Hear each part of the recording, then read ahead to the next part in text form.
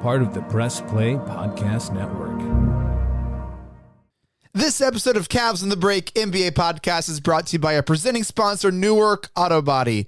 With winter weather and slick road conditions comes black ice and accidents. And if you've been in an accident and your car needs a little TLC, look no further than Newark AutoBody and Zanesville AutoBody. Safe, reliable collision repairs is their business. Newark AutoBody and Zanesville AutoBody is a local, family-run, and veteran-owned business serving Newark, Zanesville, and surrounding areas. And guess what? They work with all insurance providers to make your experience hassle-free. And if you're a U.S. military veteran, even better. Ask about their special discounts for vets at the shop, and they'll be happy to help. Look, it can be hard to find a trustworthy car mechanic, but the people over at Newark AutoBody and Zanesville AutoBody have you covered. They do. They care for you first and make sure they keep you safe and get you back on the road as quickly as possible. Visit them at autobodyofnewark.com and autobodyofzanesville.com to get your repair started today. You can find those links in our show notes. Their iCar Gold Class team of skilled collision repair technicians will make your vehicle like new again. Again, that's Newark AutoBody and Zanesville AutoBody, partnering with Press Play Podcasts. Your long wait for a new podcast is over. I'm Steve Phillips, and I'm super excited to announce that I will be doing a brand new podcast, Exit Polls, will be part of the Press Play Podcast Network. A little bit about myself. I'm a proud native of Cleveland Heights, Ohio.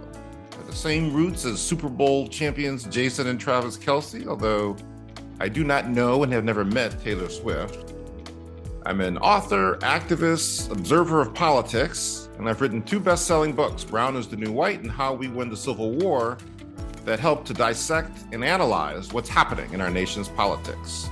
I bonded with Chase Smith of the Press Play Podcast Network over our shared outrage over the Cleveland Browns selling their soul to sign a certain quarterback. As we got to know each other the past couple years, Chase asked me to consider hosting Exit Polls. And I'm happy to do it and happy to be here. As the political season heats up, we'll be coming to you every other Friday to make sense of and perhaps make fun of what's going on in national politics. Offer some information, education, a little fun. May even throw in a few sports metaphors to grasp what's happening in national politics. We start on April 12th. You can find us wherever you get your podcasts. Tune in and join us on Exit Polls.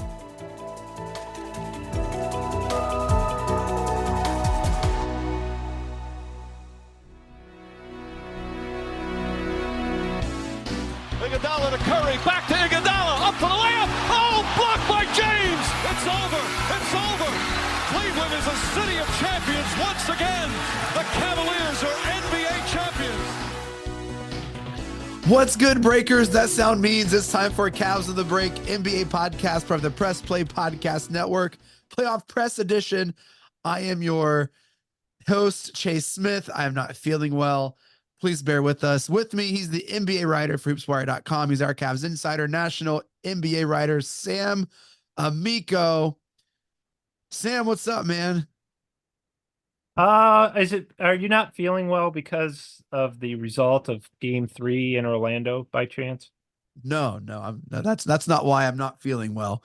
Although maybe definitely not feeling great right now. Also joining us, Sports at Fox 8. He's host of Sabol Brothers on the Baseline podcast right here on our Press Play Podcast Network. Live from John Sabol's basement. Sam is there. John is there. I am not. John Sabol. You guys partying without me, man. What's good? Chase, you picked a bad day to get sick, and Sam and I, good day to hang out, except for the outcome was absolutely garbage. Yes. I don't know which one of you tweeted or posted this first. The largest Cavs loss in playoff history. Sam, how about you take that one? Who found that? John Sabol found that. I think we started looking it up in the third quarter. That's how bad it was. Like right after halftime, right? Yeah. The third quarter had just started, and we went down, and I found it, and we started tweeting it, and Sam got out there first. But yeah, Chase, it was when you go back and you look at some of those bad losses, I mean, the teams had some really bad regular season losses in their 53-year history, but there haven't been very many bad playoff losses. This is the worst of all time, and the two other ones were in 2008 against the Wizards and 2018 against the Pacers. I think the Warriors were in there one of those finals years as well. So I mean, hey, the Cavs aren't. I don't think they're toast in terms of the series, but the Magic had to have everything click in their way after playing really poorly in Cleveland. And then Yeah. the Cavs, who really didn't play that well in shooting at the end of game two, did not Right. shoot at all today. If they what the first 2 minutes they were okay, and then ever since then, Sam, the wheels fell off. Yes. So the Cavs just lost game 3 in Orlando after taking the first 2 games of this round 1 playoff series at home. Before we get to those games, this is the ideal first round matchup for the Cavs.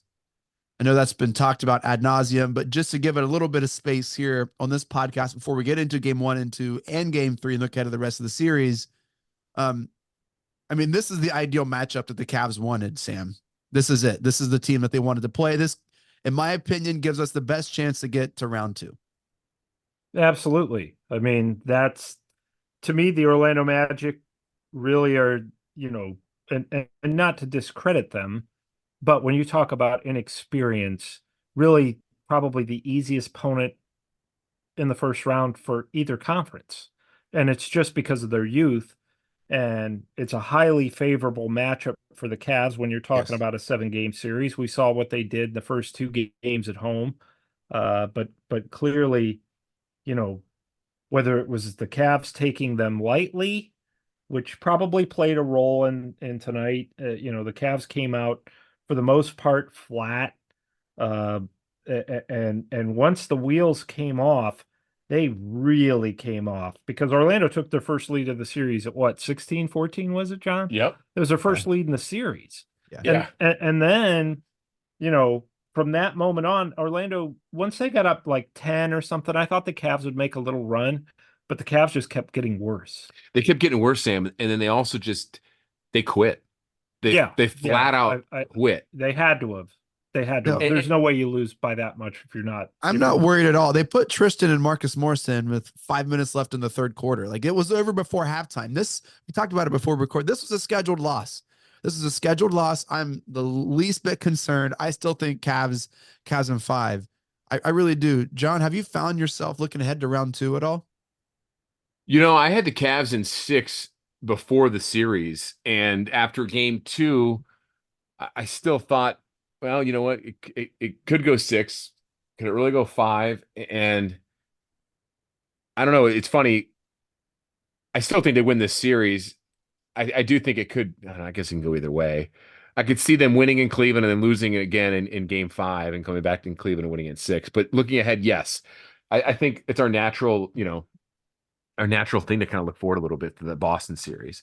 But I think there were some really bad habits that the Cavs had in those first 2 games that may have gotten overlooked that kind of reared its really ugly head at the worst time. And that's with some of the turnovers and some of the shot selection and having no rhythm and kind of not playing their defense and getting lazy at times. I can't help but think, and I don't know if you guys agree with this, but the end of game 2, when they kind of let Orlando back in, seemed to me it gave Orlando a little bit of momentum that they carried over at home. Yeah. And they found something there maybe, and that's what maybe worked today. Well, but I don't know, or maybe they just fed off the home crowd and reset everything. So but it was definitely a scheduled loss. I told Sam before the game that they were going to lose. Yeah, no, I think there's something to that, John. I think at the end of the second game, the Cavs took the foot off the gas. They took Mitchell out. They did some things, whether to save legs or to avoid a stupid injury. And during that time, the Magic was tinkering with lineups, trying to find some lineup of like defensive intensity and just, to get some momentum. And they found something. They did make a run, and it kind of, Cavs didn't try to stop the run. They just were trying to run the clock out into the second game. Sam, I don't know if I agree with you about some bad habits. Here's what I've noticed in this series. The Cavs have played incredible defense. Orlando hasn't made shots, but they've played incredible defense and they've controlled the boards. And game 3, they did not control the boards. This is the first home game in Orlando since 2019. And so there was already a lot of excitement in the building. I think Bankera had like 6 offensive rebounds in the first quarter. And so, bad habits, maybe, but I don't think that this is I'm not concerned. I think they saw like, oh yeah, we're gonna lose this game. We'll get it. We'll get it on Thursday and finish the series. Or we'll get the game on Saturday and then we'll finish the series in Cleveland. Sam, I don't know. Are you concerned, Sam? No, no, I'm with you. I think this game really caught me, and I'm sure Cavs fans everywhere, and probably even the Orlando Magic off guard. I don't think anybody was expecting this. Um, I'll be more concerned, and I wouldn't even say concerned, but I I think they need to win game 4. I really do. It's not a must win, obviously, when you have a 2-1 series lead and the home court advantage, but I think you need to put these guys away because and respond here. Good teams Yeah. respond to games like this, and I have a feeling they will. I think that this is something that may motivate them and push them. Now, that's a prediction. But as far as concerned, no, I wouldn't be concerned if they lost game 4, but I would think this should not be happening. They should be putting this team away in 5 games. I said before the series, anything more than 5 games would be a disappointment. So to me, they need to win game 4, come out and respond to this, showing that they've put it in the past. Other than the only thing you want to remember from this game is just take forward the motivation of such a terrible loss and Paolo Banchero doing the too small sign to Donovan Mitchell when he hit a shot over him. I mean, those are things that should be burning in your memory as opposed to, coming out and playing poorly in game 4. They really, and guys, I'm sure we'll get into this, but I miss Darius Garland. What's happened to him? He's got to be better. He's got to be better. 5 points, just looking so out of sorts. Even in games 1 and 2, he hasn't looked that great. But tonight, everybody was bad, but he was probably the worst. Have you listened to the pod any of the last 4 months? You said you miss him. Like, what do you miss? This is what. Like, I don't know. No, what I'm saying is, obviously, he's had a terrible year. He's had injury issues, all that. But now is the time where he needs to put all that behind him. And he was able to do that previously. And he's just not looked good at all. I'm not concerned at all. I'm with Sam and Chase. I know you are too. Like, you got to look at game 4, right? That's gonna be the deciding factor. You lose game 4, then we can hit that panic button, I think. Yeah, I agree.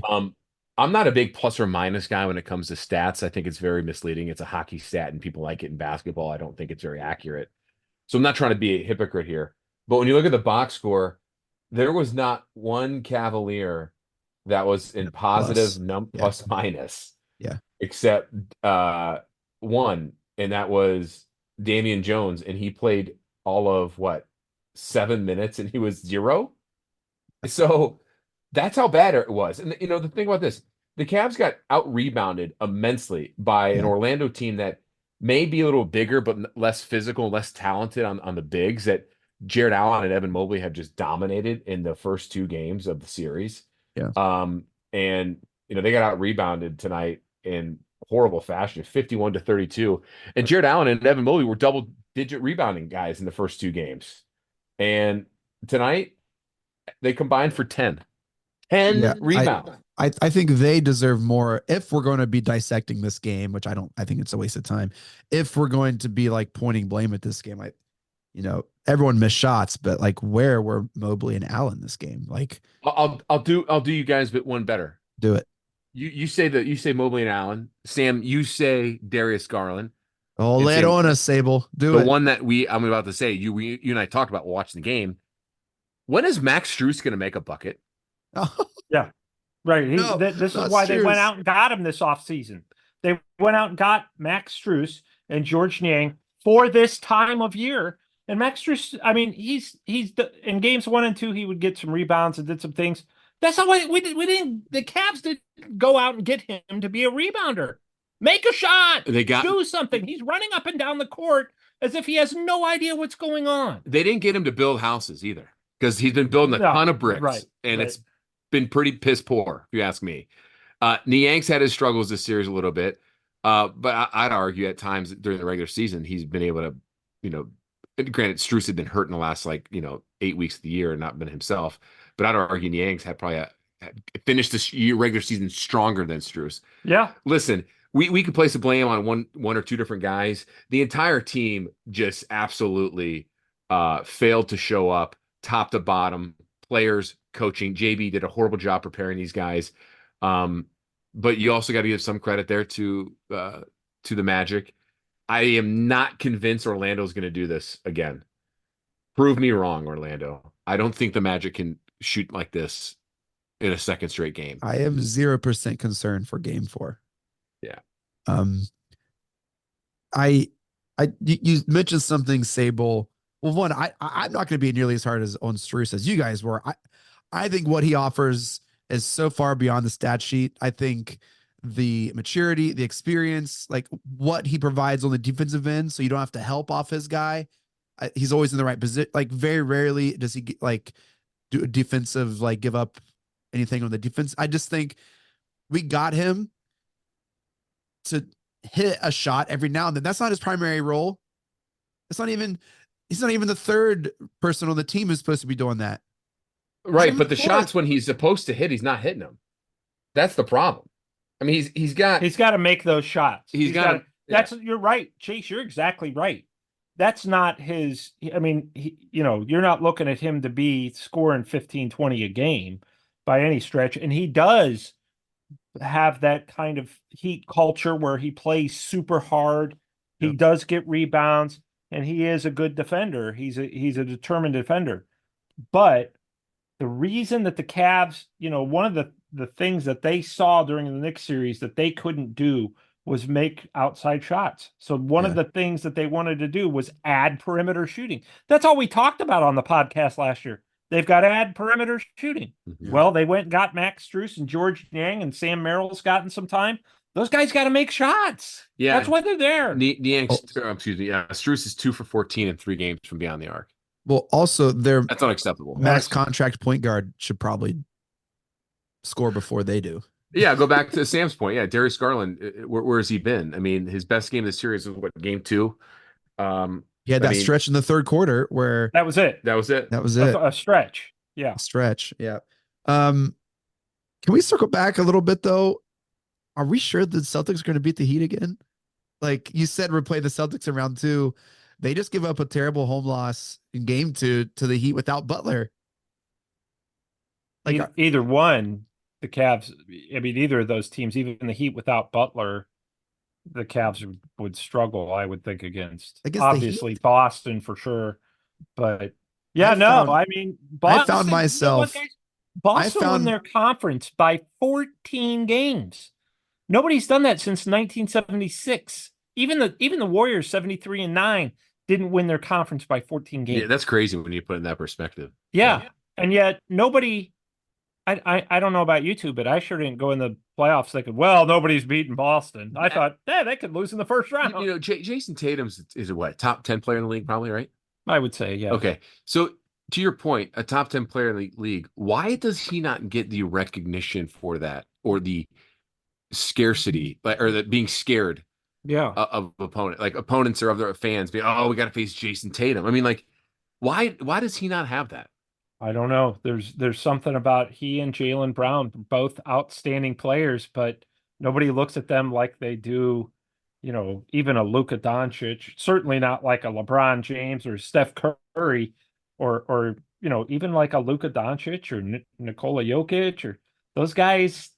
There's just something missing where they haven't been able to take their team to another level. And they've been there, now what? Well, Jokic has. No, I'm talking about Tatum and Brown. Right. Have not been able to take their teams to another level. Well, last year there was even rumors that they were going to break them up. They were going to trade. They were talking about trading Jaylen Brown for Kevin Durant. Right. You remember that? Yeah. At the trade deadline? And then they re-signed Brown in the offseason. They re-signed him to a big contract. Those guys are very good, but I think they've hit their ceiling, which is fine. It's a really high and nice ceiling, but they just haven't been able to. There's something about them that, I don't know. Do they strike fear in you. No, it's like, well, they're good, they're trouble, but that's about it. Yeah, but on the flip side, though, I'm not comparing them to the Spurs of the Duncan years. They didn't strike fear in anybody either, but you just knew that they were a well-oiled machine that could just dominate you. I know, not a well-oiled. No, and I know we're getting off topic, Chase, but to answer your question, yeah, you're right. I mean, I just assumed it would be Boston. I still think they sneaked out and win that series. They're in Miami for Game 3, and I think Boston probably comes out on top of that. And if they don't, I still think they may win that series. But what they're proving is that they're a beatable team. Yeah. They were if Eric Spoelstra is your coach. Yeah. Well, so here's another thing though. Like I had to stop myself today because I was thinking, oh my gosh, if we draw the Heat in round 2, like I'm looking at Eastern Conference Finals. All of a sudden, Michael Regai at the All-Star Live show, he's giddy as a schoolboy because he was right all along. Well, yeah, I mean, if they were to play the Heat, they'd obviously with the Cavs would have home court advantage. We'd be favored. Yeah, without the Heat without Jimmy Butler, yeah. I think we'd be favored against the Heat if they had Jimmy Butler. You don't think we would? I would not favor them in that series. Maybe you What? would. The Miami Heat, who went to the finals last year. I think it's a bad matchup with the Cavs, but if Butler is out, I think it's better though. You think with Butler the Cavs still match up bad with the Heat? With Butler? Without. Oh my gosh! Oh, no, not without Butler. Without Butler, I would favor the Cavs. Although you'd have to consider that they just beat the Boston Celtics without Jimmy Butler. Yeah, but there's so much history there. Like I think that's like played into this series. Like this is the worst opponent the Celtics could have faced. Right. They're lucky. They're very lucky that the Heat don't have Jimmy Butler because I might pick the Heat in that series before the series. And then I think that'd be. Trust me, if I'm the Cavs, I'd rather play Miami than Boston, even if Miami had Jimmy Butler. Well, let's take a quick break. When we come back, we'll talk about games 4 and 5 for the Cavs, see what they need to do to advance to round 2, and then take a landscape look at the rest of the NBA playoffs right here on Cavs on the Break NBA Network. We'll be right back. What's up, everyone? I'm Holly Wetzel. And I'm Tyrus Powell. And we are your hosts of The Orange is Oranger, a Cleveland Browns podcast on the Press Play Podcast Network. We give you all the dog pound coverage that you'll need to get you through the regular season, hopeful postseason, and I'd say off-season, Tyvis, but is there really ever an off-season for this team? Thankfully for our podcast, Holly, there really never is when it comes to the Cleveland Browns. Don't miss our breakdown of each week's matchup, game recaps, and any and all news out of Berea to feed your Browns appetite. As we know, Holly, dogs gotta eat. Yes, they do. So hit that subscribe button and never miss an episode of the Orange is Oranger, Cleveland Browns podcast on the Press Play Podcast Network. Looking for new insights on the Cleveland sports scene with a unique side of Cleveland sports history? Then you found the perfect podcast. I'm John Sabol. And I'm Scott Sabol, and we're hosts of the Sabol Brothers on the Baseline podcast, a podcast about Cleveland sports, but not your typical podcast about the land's sports teams. Join us as we embark on a journey of sharing a unique and historical side of Cleveland sports history with the help of some former Cleveland sports stars and other historical figures. All right here on the Sabol Brothers on the Baseline podcast, part of the Press Play Podcast Network. The R&R podcast going to be rocking and rolling with you because football season is underway. College, Ohio State, the Power Fives, the MAC, the Browns. Michael Regai, are you ready to rock and roll with some football? Kenny, I've been ready. This is our time of year. This is what R&R is all about. We're going to be with you every week. Kenny just said it. Browns, NFL, Ohio State centric. So you got to stay with us all fall and winter long here on R&R. That's right. The Regai and Rhoda podcast coming to you here on the Press Play Podcast Network. Subscribe now and don't miss a show.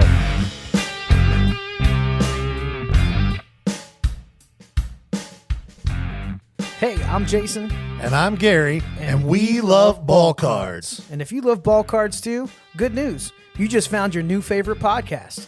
From breaks to grading. And from collecting to flipping, join us on the Ball Card Show. The sports podcast for the sports collector. All right, we are back. Cavs on the Break, NBA podcast. I don't know why I said Cavs on the Break NBA Network, guys. I'm really just struggling here. Thanks for sticking around. John Sabol, Sam Amico, live in Sable's basement. Let me just paint you a picture of John Sable's basement. Imagine going into a local sports bar at a major sports town and seeing all this awesome memorabilia on the wall. Well, that pales in comparison to what John Sabol has in this incredible. It's whatever the next step up is from a man cave. That's what John Sabol has, John. It's just Are you incredible. just saying that, Chase, because I'm in it? I'm in John Sable's man cave. Well, Sam Amico just makes it even more cool. Right. You know why? Because More there's old a bunch of relics. archaic stuff down here, and I'm among them. Yes. All right. So Cavs game 4, game 5. Game 4 is Saturday, April 27th, 1 p.m. in Orlando. Sam, what do the Cavs need to do to correct what this monstrosity of a game 3 to really go up 3-1 and look to close the series in Cleveland on Tuesday? Well, they're the more talented team. I mean, you still have to believe that even after, the Magic went hog wild in game 3. And you just have to, as you said, Chase, those first 2 games defensively, the Cavs were outstanding, and that's where you're going to win on the road. And they just need to get back to that.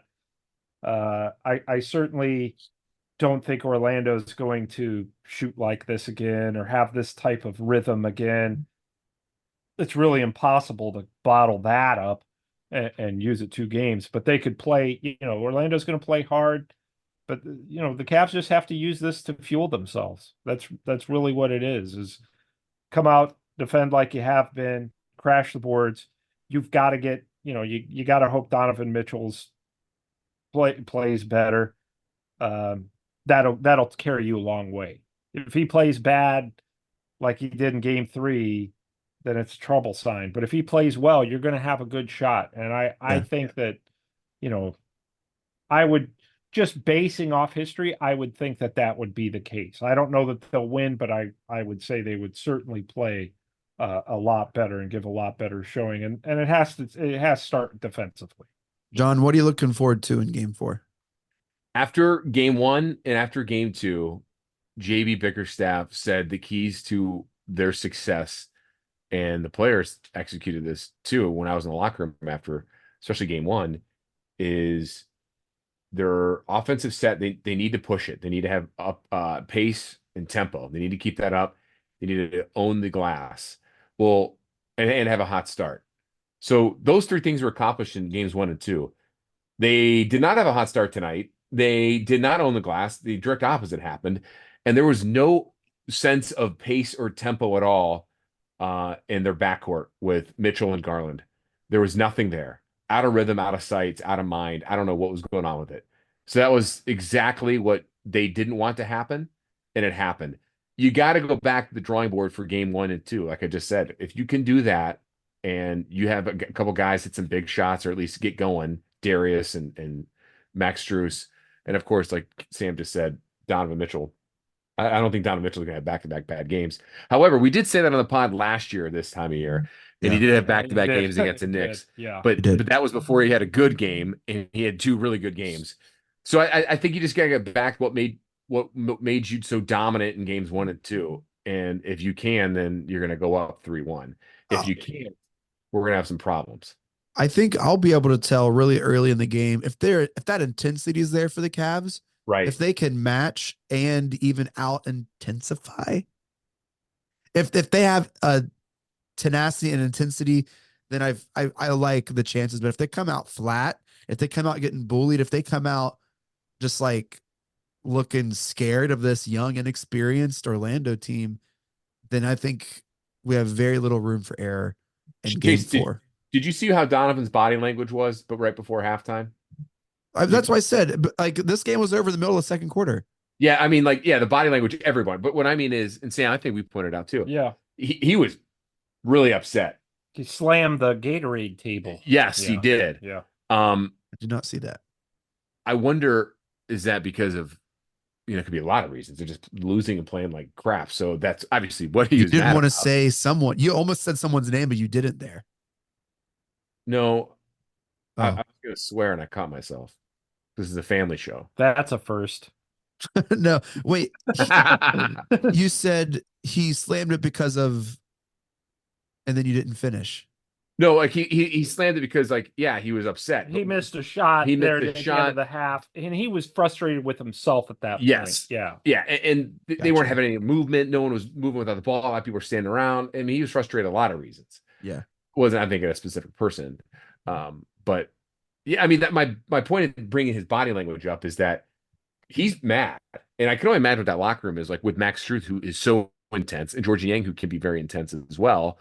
Yeah. How they're feeling right now, because there are probably some things that are said in there that you need some tough love, and you need that right now.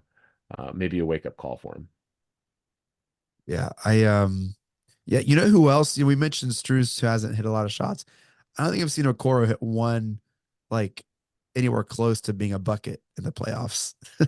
He had right. Look, their bench in games 1 and games 2 was not good. And of course, JB only used 8 guys total in game 2, but Niang didn't score in game 2. Karis LeVert really hasn't gotten going, even though he had 15 tonight in game 3. Yeah. And then Okoro's the other guy. He's not going to score much, but I thought Okoro played well in games 1 and 2. But you've got to find somebody else, and I said this before the game. They have to find somebody else other than Mitchell, and whether it be Allen or Mobley. You can't really count on Garland to score anymore. I mean, at least not to what you're used to from him. Garland was supposed to be your other 20-point guy. He's scoring 5 points a game, or at least he did in game 3. So they've got to find somebody else who's going to add some points, whether that's LeVert or Max Strus gets hot or something like that. They've got to find that either in this series or should they advance in the next. Okoro's 5 of 12 from the field in the series. Granted, tonight his minutes were drastically reduced from his game 2 because of the blowout and everything. So yeah, but I don't expect him to be in the series to be a guy who's going to be shooting a lot. Although, wouldn't hurt to make a bucket or two. George Yang, same thing. Yeah, but that's everybody really. But, yeah. Well, Sam, sorry.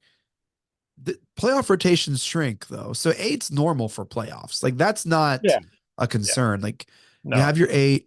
You roll. Your star is going to get 33 minutes. Like that's just part of it. That's playoff minutes. That's playoff basketball. Some starters go 41 minutes. That just happens in the playoffs. And so I'm not concerned about the shorter rotation. I am concerned about what the bench can provide. Right. Yeah, you can 8 guys is fine, but you've got to get production out of one of them. Yeah.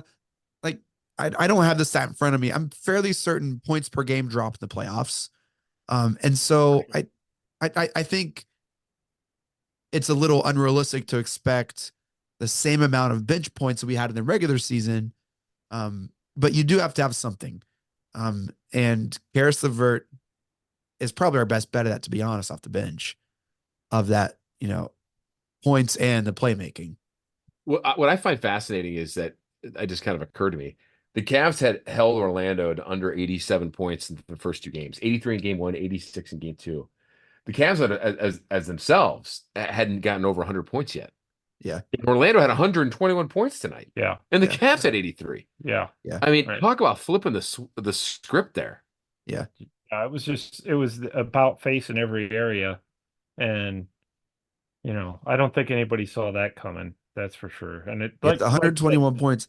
But the Magic have been playing physical though. Like it's not like they haven't made it easy. Like they've challenged shots for the most part in the first couple games and really matched that up. They finally had some shots hit this game and we lost by 97 points. What was the total? How many did we lose by? Felt like 97. 84? 30, what was 38? it? 38? It was 38. It was 38. Yeah. It's 38. Well, all right. This is that does it for this episode of Cavs on the Break NBA podcast. Thank you so much for downloading and listening. We're going to be back with you after our games 4 and 5 here. A little playoff press provides some a little more frequently here. Shouts to Newark AutoBody Shop for sponsoring us for this playoff press. Make sure to follow us on Twitter at Cavs on the Break. We always follow back. Follow Sam on Twitter at Amico Hoops. Get all his works and writings at hoopswire.com and at Wire Hoops. Also, make sure to follow John Sabol at John_Sabol and follow him. The Sabol Brothers on the Baseline just had an episode with Ricky Davis. Good job. Fellas, who gets the Junkyard Dog Award for this episode? You do, Chase. You powered No. You powered through your sickness. Everybody should be more like you and power through. Oh, that is not true. Well, you win. Begrudgingly accept, but I appreciate the appreciation. I wish I could be there with you guys. I really do. Well, we can plan something here. If the Cavs keep winning, we can make it work. We can try to make it work. All right. Well, John Breen, guys, I'm just. I look forward to meeting John Breen someday. John Breen. Mike Breen, take us out. Congratulations, Cleveland. Your decades-long wait is finally over. The Cavaliers are NBA champions.